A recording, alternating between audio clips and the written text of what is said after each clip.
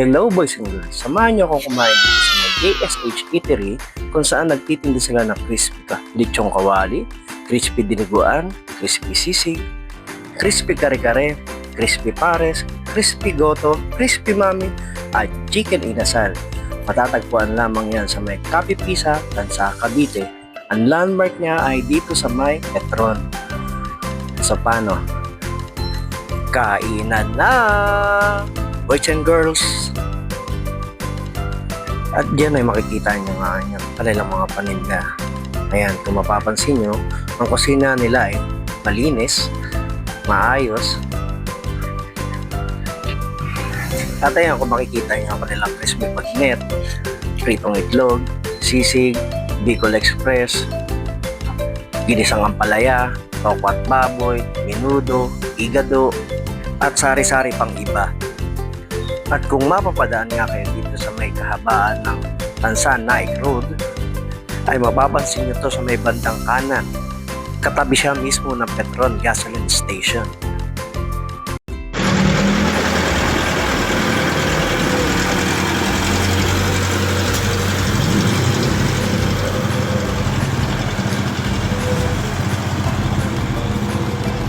Crispy kare-kare. At ayan, umorder na nga kami ng crispy kare-kare, crispy lugaw, may kasamang itlog. Ayan, tinikman namin. Iba talagang lasa ng lugaw dito at saka ng kare-kare nila. Hanggang ngayon, habang nag-voice over ako, nananakam pa rin ako. At yan, kumuha nga ako dyan. Kumuha ako ng paminta dyan o kalamansi. Ganun. Kasi nga, gusto ko talaga sa lugaw yung medyo may asim na medyo may konting alat at manghang. Kaya kung makikita nyo si Mrs. Yan, yung manager, konto sa kare-kare niya. Yan talaga ang paborito niya kahit saan kami pumunta nakakainan. Kapag may kare-kare, kare-kare talaga ang binibili niya kaagad. At yan nga, tuloy pa rin ang aming pagkain. Yan, nanamnam namin yung lasa ng lugaw. Kaya nung makikita nyo, naghahanap pa rin ako ng ibang condiments. Kasi nga gusto ko nga sa lugaw yun talagang malasa. At pagkatapos kong lagyan ng 500 pieces na paminta, ito naman nakita ko rin. Nakita ko rin yung chili paste. Ang makasaysayang chili paste. Sarap ang chili paste nila. Maalat na medyo maasim. Na maanghang na maanghang. Hanggang ngayon nananakap pa rin talaga ako. At yan, tuloy pa rin si Mrs. sa pagkain ng kanyang kare-kare. Ako naman tuloy pa rin sa paghalo. Halo pa rin ang halo. Mekos-mekos lang. Mekos-mekos lang. Ayan. Halapot ang lugaw nila rito. Hindi yan yung lugaw na puro sabaw. Talagang kahit lugaw lang nakakainin mo. Talagang mapapa. Lalakas ka, sarap. Ayan, si Mrs. Daldal lang daldal. Kahit na punong-puno ang bibig. Nagkikwento pa rin siya. Tuloy-tuloy pa rin ang kwento niya. Ako naman natatawa sa kwento niya. Ayan, first bite. Manghang, maasim. Masarap. Ayan. Kahit na napakainit ang panahon niya, talagang lugaw pa rin ako.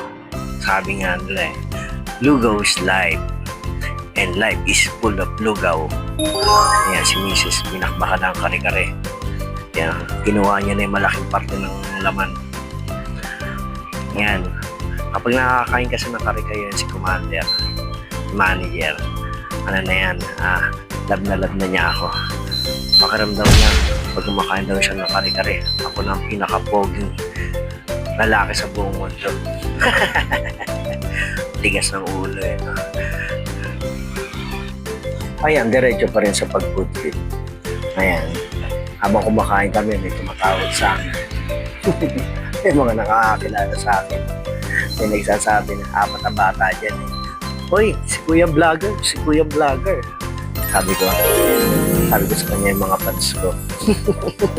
At ayan nga, si Mrs. Si Manager, naglambing. Tikman ko daw kasi daw baka mamaya maubos na niya. Hindi ko pa daw matikman. At ito, minanam-nam ko pa rin. Masarap. Kasi talaga pag kumakain ng kare-kare yan, nakakalimutan niya ako. So ayan, dahil ang trip ko nga dyan ay lugaw. Lugaw pa rin ang kinakain ko.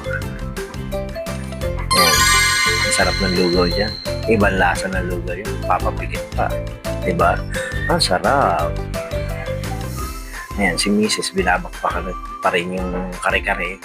Crispy kare-kare. Ang galing na crispy kare-kare nila dyan. Iba yung lasa. Marami na ako nakainan na kare-kare pero talagang isang beses sa linggo talagang kumakain kami niyan. Talagang yan ang in-order ni Mrs. Ayan, pinira ko pa rin yung lugaw. Talagang masarap pa rin talaga ang lugaw. Ayan, mabalik tayo sa kinikwento ko. Alam nyo ba, nung bata ako, nung high school ako, sa bayan ng Antipolo, para makauwi siya sa amin, kailangan mong sumakay ng tricycle. Pero dahil sa gusto ko kumain ng lugaw, iniipon ko yung pera ko para na makakain doon. Ayan, si Mrs. naglambing, sinubuan ako ng kare-kare. Alam nyo ba na 15 pesos lang ang baong ko nun? Ngayon, 5 piso, pamasahe ko na yun, balikan. Pero ang ginagawa ko, yung 10 piso, hindi ko ginagastos. Ginagawa ko, yung 10 piso, yun ang kinakain ko ng lugaw. 10 piso nun, may laman na. Lugaw with laman na yun. Sarap na yun, busog ka na nun. Ngayon, kahit na maglakad ako pa uwi, okay lang. Kasi meron na ako busog na ako may laman na yung chunk ko Kaya napaka-memorable sa akin yung lugaw na yun. Tsaka dati, pag nag-a-apply ako ng trabaho, kapag wala akong makainan dahil kulang ang pera ko, kulang pambili ng ulam, tumatakbo ko sa mga gotohan. Kasi sigurado, yung goto na yun, may sasalba yung gutom ko nun kahit kung magkano lang. Ang orderin ko. At ayan, si manager, tapos nang kumain, nabasog na sa kare-kare. Pag kare-kare ang kinakain niyan, nakakaubos talaga ng isang order na kanin yan ayan, ako ito, patapos na rin. Kinakain ko, sinisimot ko na lang. Ba talagang lugaw? Masarap talaga. Marami akong alaala na naaalala ko kumakain doon ng lugaw. Ayan, si Mrs. Hindi pa na kontento. Hindi ko pa yung sabaw. Magana talaga siya kumain. Magana kumain niya pagkasama ako. At mag-shoutout muna tayo.